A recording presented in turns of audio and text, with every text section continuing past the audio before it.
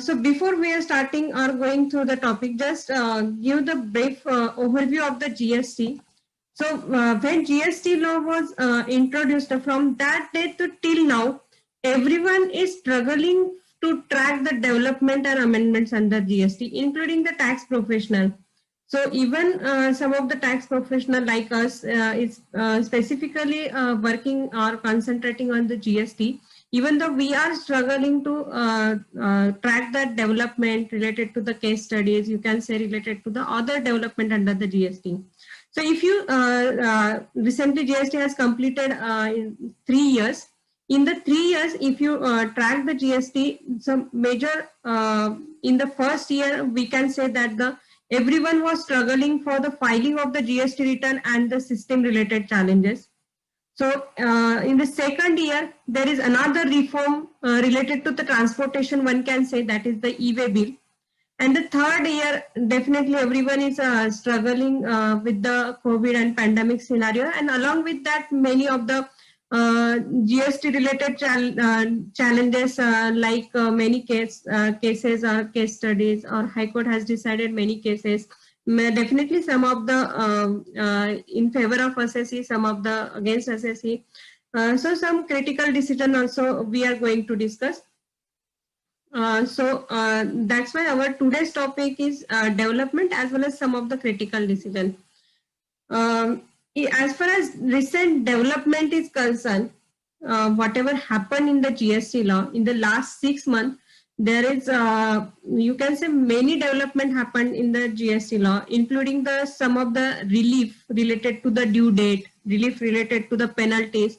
But we are not going through that reliefs, etc.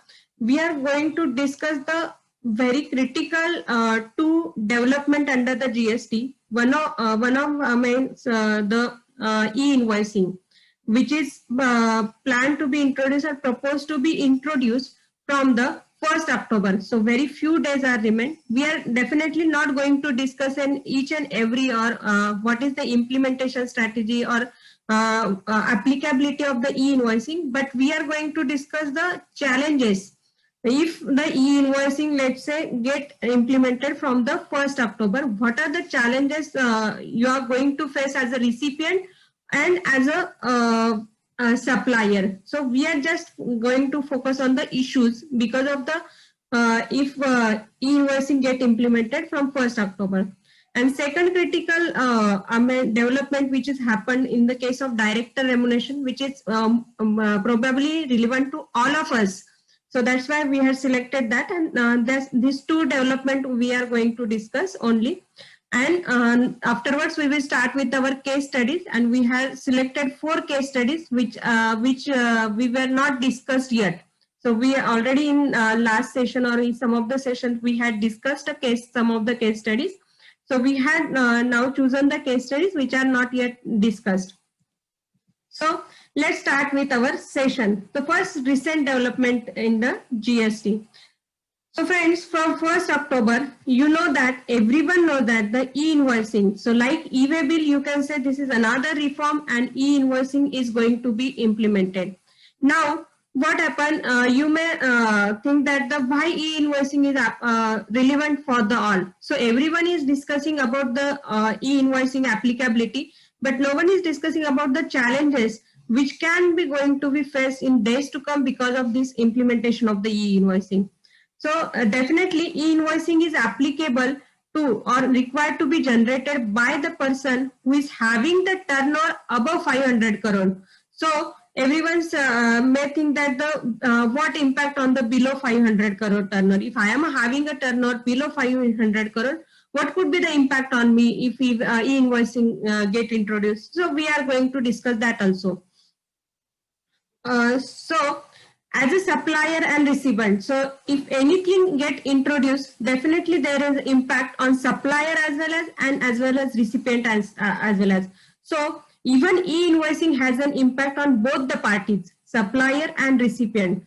Everyone knows about the supplier's impact. So whenever your turnover is above 500 crore, supplier has to generate the e-invoice, no problem. So that's why the compliance from the perspective of the supplier is going to be increased again. because he has to generate the tax invoice.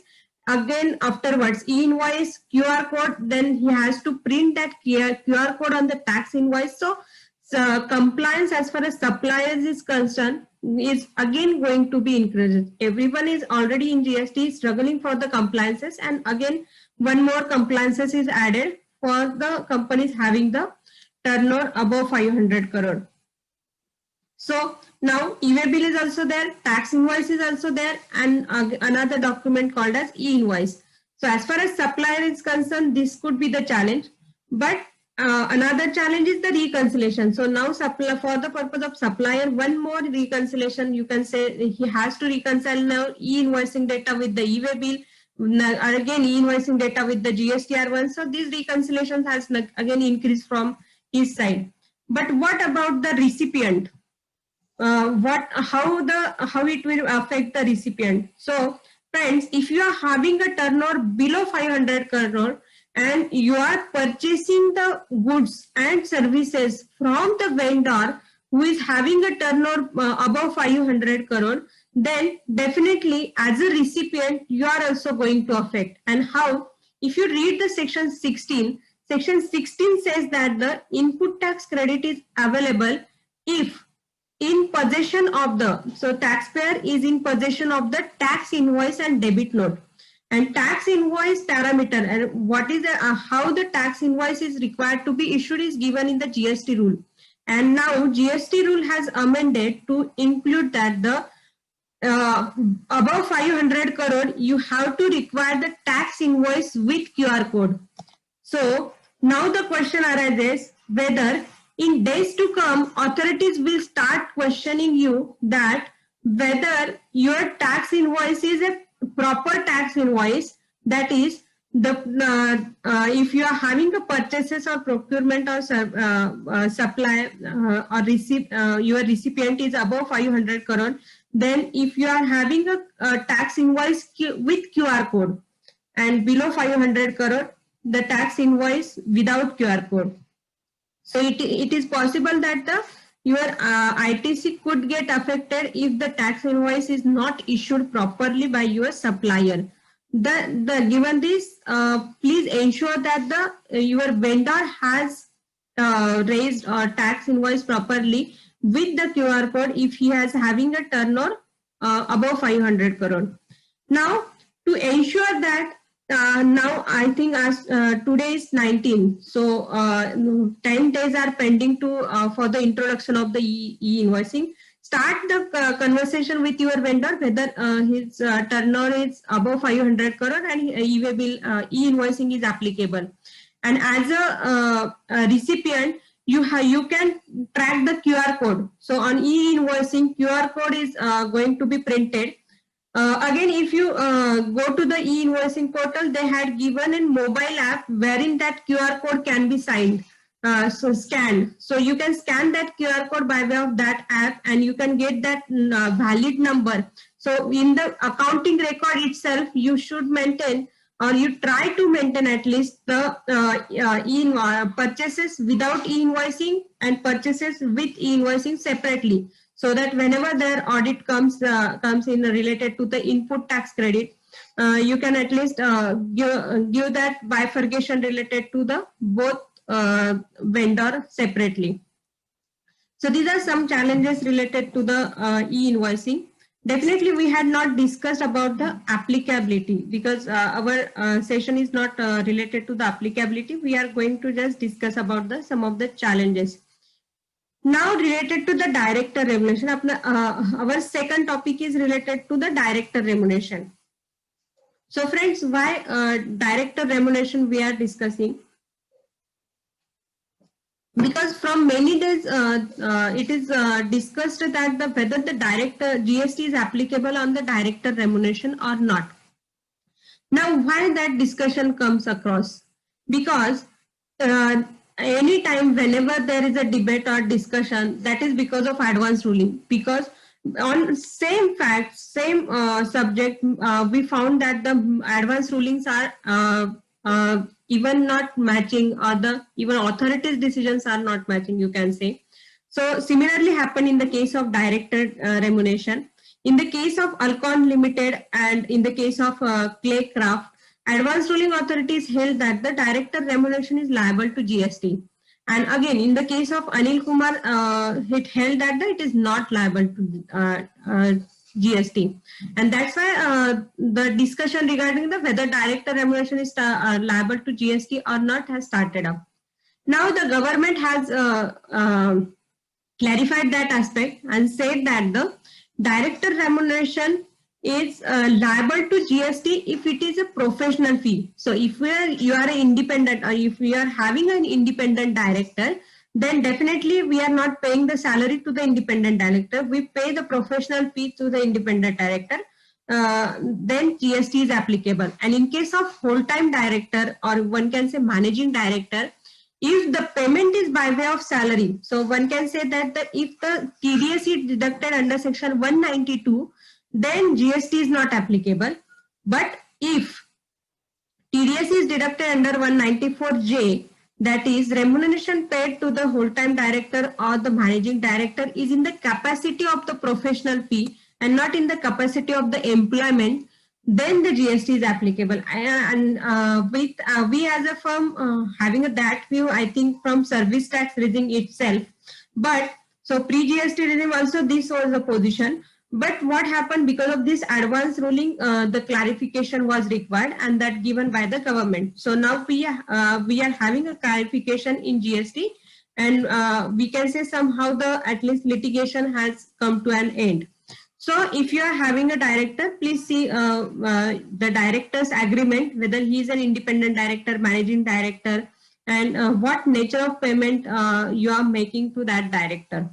And accordingly, you can discharge the GST. And again, GST is required to be discharged under the RCM. So company is required to discharge the GST on behalf of the director. So friends, this is related to the two critical amendments. We are not going to discuss about the other amendments. If you are having any query related to other amendments which are happening recently in GST, you can ask it separately to us. So let's start our main topic related to the case studies or key issues which are recent case studies or decisions given by the various courts. So today we are going to cover the 4 case studies.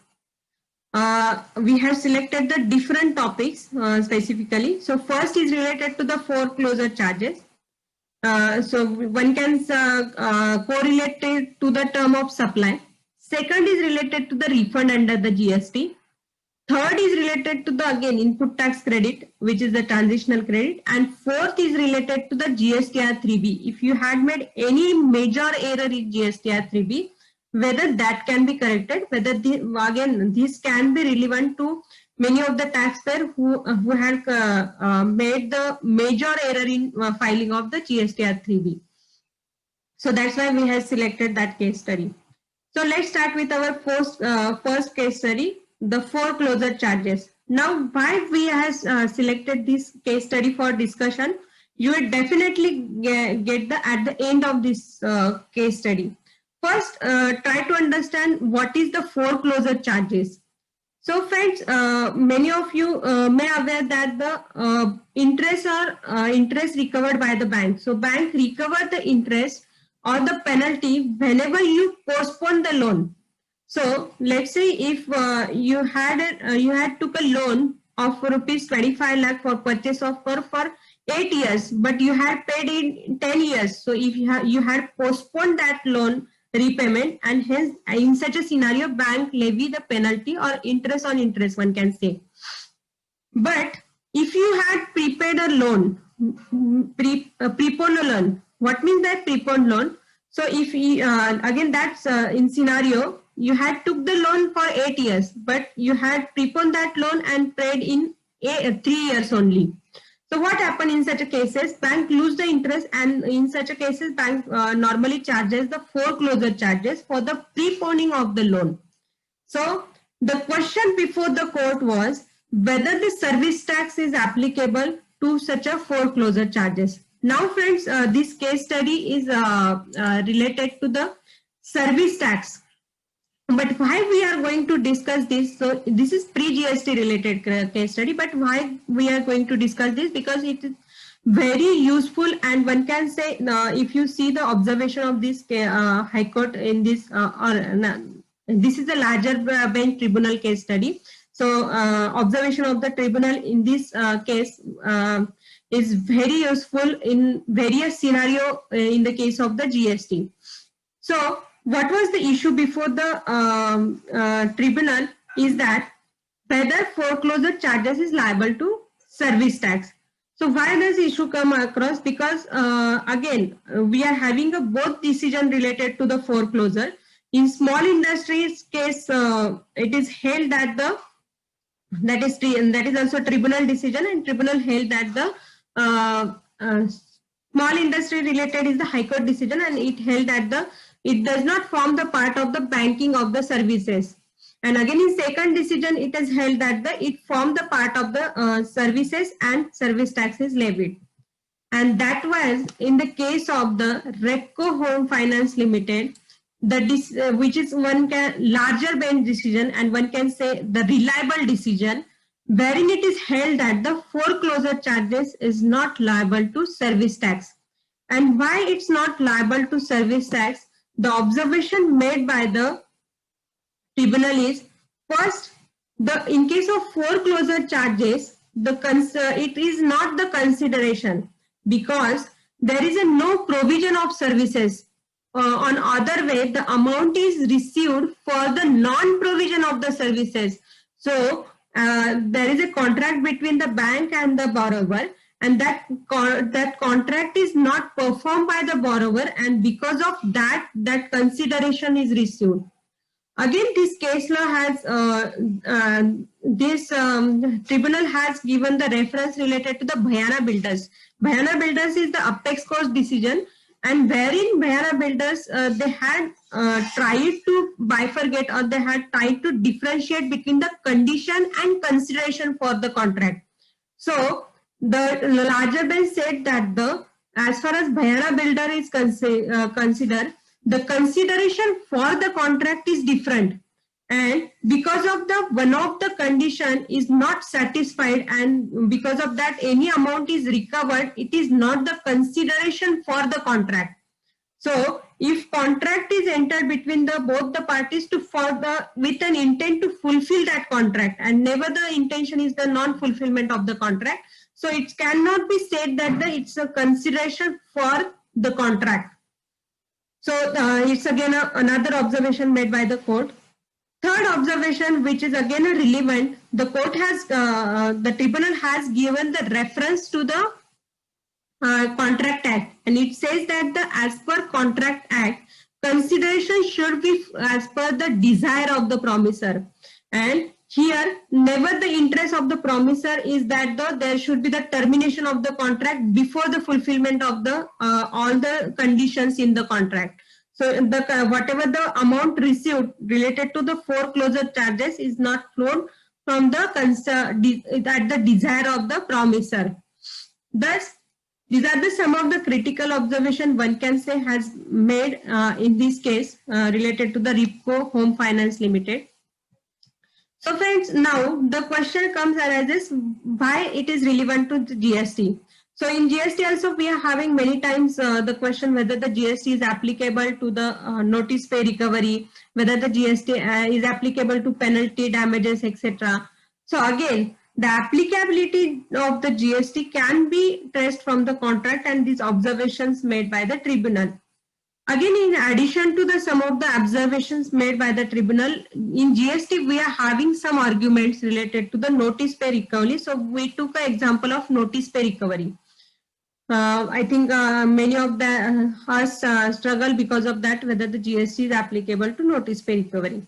So one of the argument in addition to, so all other arguments which had made under the service tax regime, definitely in GST regime can be made, but one of the additional argument one can say in GST is having that whether the notice pay recovery or such a foreclosure charges include in the term supply itself, because supply is defined, the supply is defined in inclusion manner.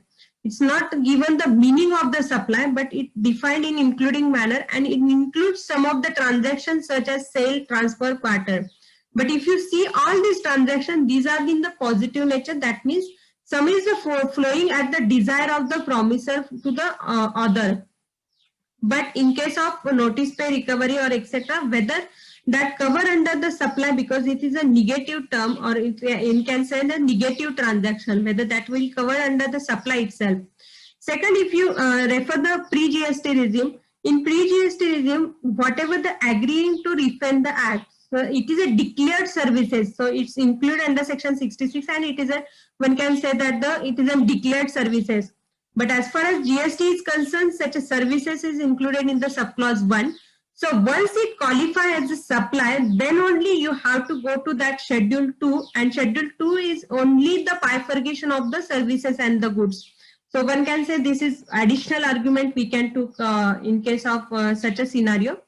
But definitely, friends, whenever you are taking the decision of applicability of GST in such a scenario, just be confirmed that the whether credit is availed or not, or you can take decision on other various parameters like the amount, etc. Because this is going to be litigate. So at jurisdiction level, they are going to ask you to pay the GST.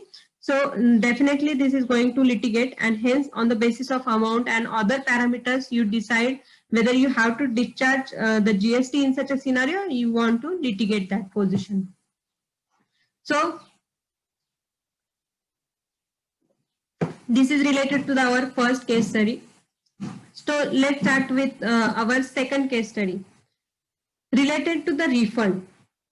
Refund in case of inverted duty structure. Again, friends, this is the I think most discussed case. And why this most discussed case? Let's start.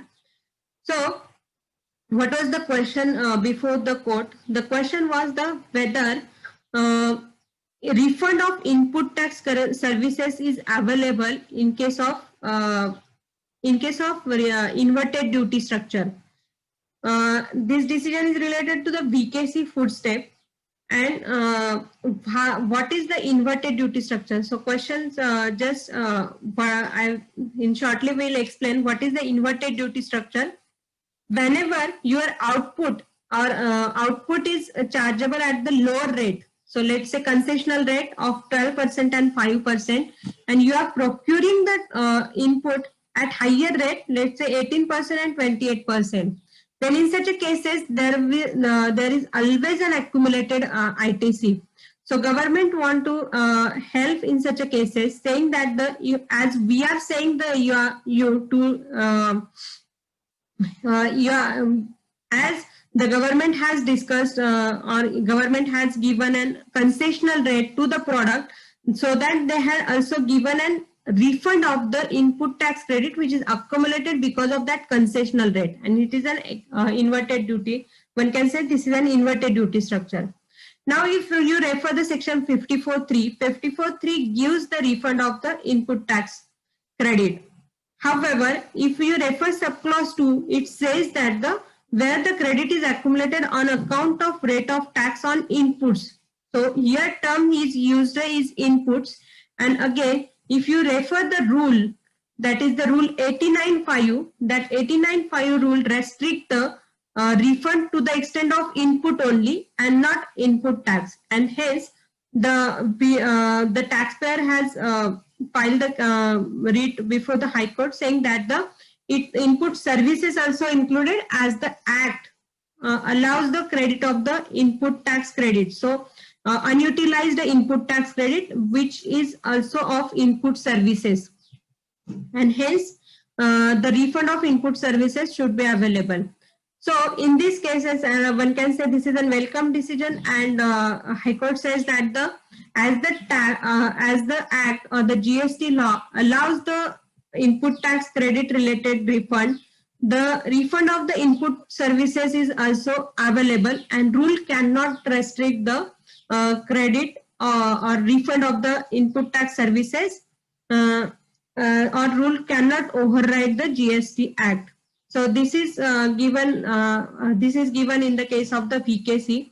Another observation made by the High Court is that intent of the government. So if you refer the circular 79, it gives that the refund is allowed, should be allowed in the case of the inverted duty to benefit the taxpayer, because the concessional rate is given with a view to benefit the taxpayer, or to promote that product or to promote that goods or services. And the intention of the government is always to promote such a product, and hence the refund should be available to the inputs and input services.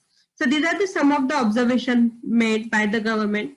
Now, friends, if you are having an inverted duty structure, now whether this decision is reliable, or you can rely to this decision and you can claim the refund. Now again, if you see in our view, if you see the subclause 2, it says where the credit. So subclause 2 is by way of proviso. So first it allows. So if you see the section 3, first is allowed the refund of the unutilized input tax credit, which include the input services, and one can say that the input services as well as inputs. But as a after in the proviso, so proviso restrict the subclause 2 for the where the credit has accumulated on account of. So subclause 2 uses the word the credit and not the input tax credit. So both terms are differ. So one can say that the subrule 2 uses the credit word only, and hence the credit can be restricted by way of rule, as it not uses the term input tax credit, because input tax credit has defined under the GST law, but the credit has not defined. So credit can be related to the input tax, input services or other. So one can say this is a specific term, and hence the credit in such a scenario may not be available, and hence this can be challenged in the apex court. So before relying to this decision, I think one will see the facts properly and then rely to this decision. So this is related to the inverted duty structure, our second case study. So till now, if any queries, you can definitely ask in the chat box. Now our fourth or third case study is related to the availability of the transitional credit to the in the GST regime. So friends, when what is the transitional credit? Transitional credit means the credit which is available in the pre-GST but transferred in the GST regime when GST law was introduced. So as far as transitional credit is concerned, this is a long-lasting decision from the day when GST law was introduced to till now. And this litigation can be bifurcated into two subjects related to the technical difficulties. So we are having a cases related to the technical difficulties, and we are having a cases related to the eligibility.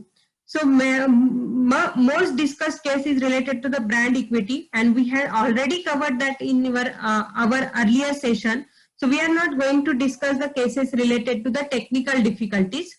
We are going to discuss the status of the cases of the technical difficulties, but we are going to discuss one case related to which is in the case of the Downtown Auto Private Limited, related to the eligibility of the transitional credit. So first discuss about the status of the cases with respect to subject of the technical difficulties. So as far as technical difficulties, friend, you are aware that we are having a favorable as well as earlier we were having the favorable as well as against decision in case of from the High Court. As far as Maharashtra is concerned, we are having a NEL court decision which is against the taxpayer, and it says that the transitional credit is not allowed after the expiry of the time period, as rule is not ultra virus to the act. Now we will just discuss what is the status of that case. So friends, in the brand equity case, you know that why that case is a most discussed case, because in that case High Court has held that the everyone or directed to the authorities that every taxpayer who have faced the technical difficulties should allow to avail the transitional credit up to the 3 years. So rule can't, as the rule has not authority to prescribe the time limit. The time limit given in the general clause is applicable, and hence 3 years is applicable and everyone is allowed.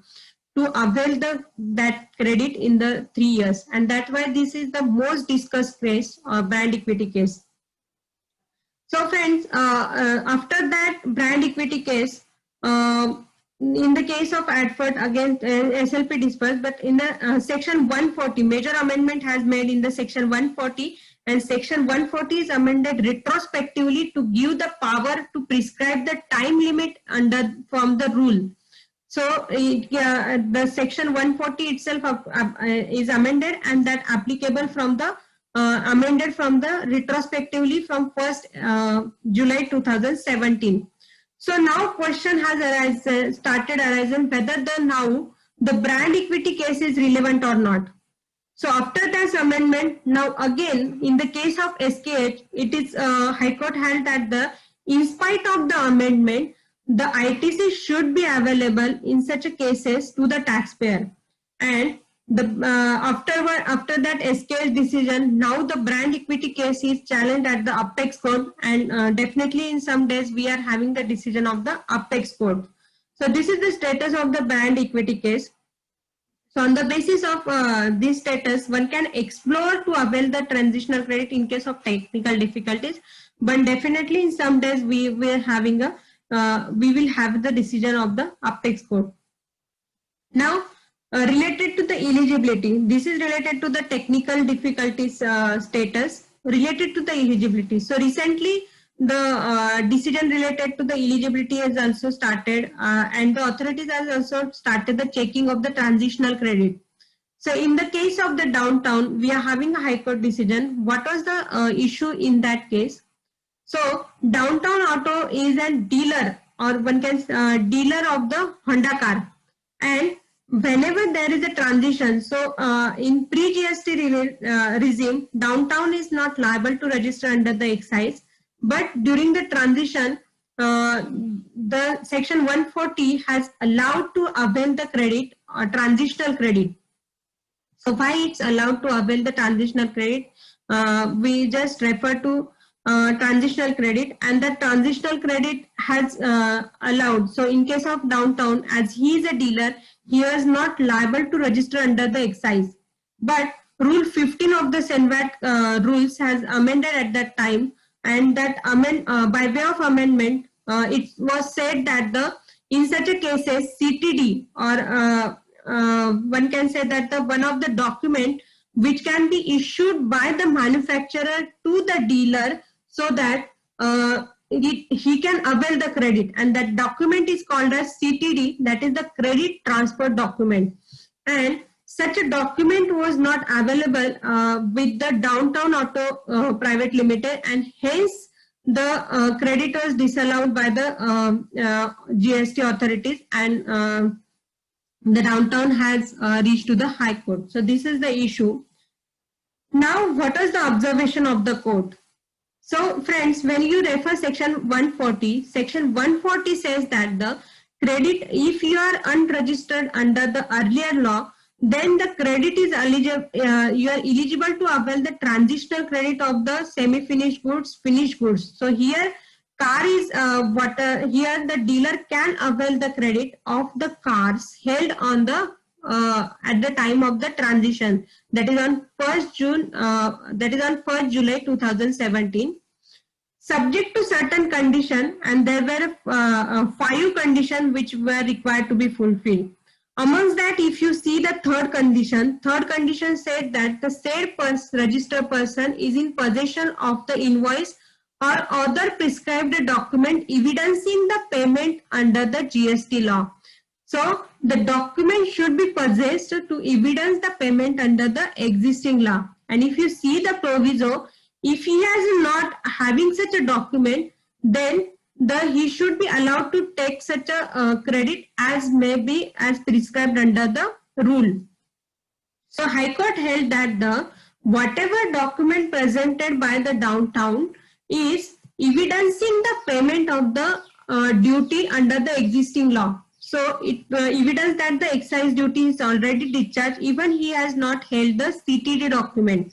And second, CTD document has given the reference or given the amendment in the pre-GST era and not prescribed under the GST era, because whatever the rule says, the term prescribed, it should be by way of the GST. So once he is eligible to, as per the third condition, that he is eligible to reproduce the document which evidence the payment of the excise duty, credit is available. So again, this is the welcome decision. One can say your substantial right should not be taken away by way of the procedural lack, or the act should be read carefully. If you can able to substantiate by way of the document that the taxes has already discharged on that transaction, then double taxation on such a transaction should not be happened. So this is the one can say, because this decision can be referred in such a scenario. So our last case study, friends, related to the 3B, and which can be relevant many of you. And why that's relevant? Because everyone is filing the 3B, and many of us made the errors in the 3B.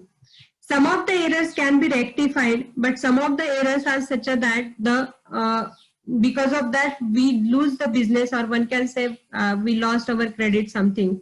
So such thing is happened in the case of the Bharti Airtel. So what was the issue in the case of Bharti Airtel? So at the time of the introduction, or in the initial period of the GST, that is July 2017 to September 2017, Bharti Airtel has paid the GST in cash almost rupees 923 crores, even though they are having an input tax credit. And when they reconcile data at the time of September, in September 2018, and in the month of October 2018, they got to know that for that period, that is July 2017 to September 2017, they were having an input tax credit, but because of they are not having a data at that time properly, they are unable to take that input tax credit, and they had paid 923 crores in cash instead of input tax credit. Now, if GST law definitely gives them allow the credit in the month of October, but even they had availed that credit, that remains unaccumulated, because already they had paid 923 in cash. So that remains unaccumulated for the period, and as per their view, that will be remaining, that will going to remain unaccumulated only for the long period, because they are having a credit in future also.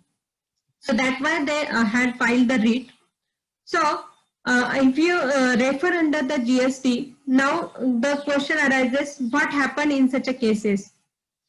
Because they can't eligible the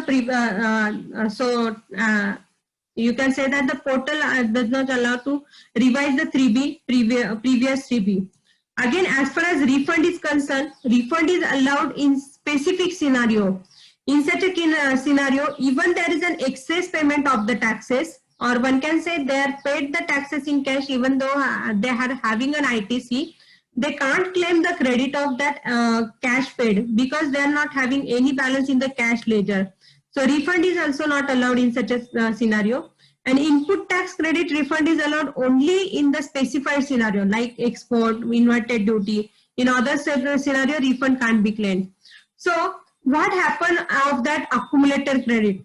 And in such a case, in this case, High Court had held that because of this, neither the government at the initial stage, neither the government nor the taxpayer were geared up.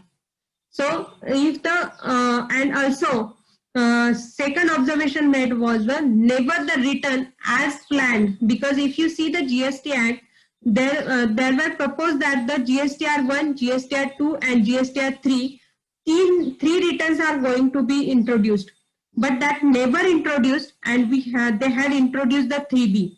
If they had introduced the GSTR 2, then definitely Bharti Airtel able to track that in 2A they had an input tax credit, which were not the scenario, and hence, as there is a lack in, as GST law has provided the provision to track the input tax credit, which was never introduced, and hence credit should be allowed to the Bharti Airtel, and the original return, that is the whatever filed in the period of July 2017 to September 2017 should be allowed to be revised. So High Court has allowed to revise that error return and correct that error whatever happened related to the input tax credit.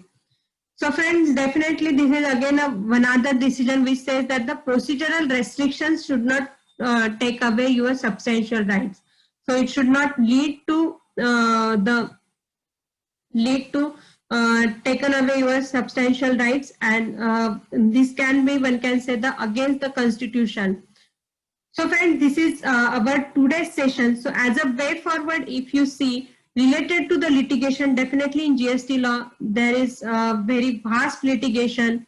Even the authorities now started the blocking of input tax credit. So you may aware that the input tax credit is get blocked on account of non-filed, because during COVID or pandemic scenario, definitely this stopped now.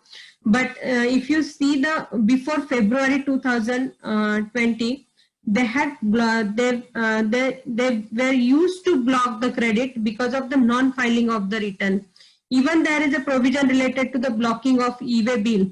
So now the question arises whether such an action taken by the authorities is an unconstitutional, because it affects the businesses. So one can say that it affects the Article 19G of the Constitution. So this can be also challenged at the court, such as in scenario. So there are many such litigations happening or ongoing litigation happening.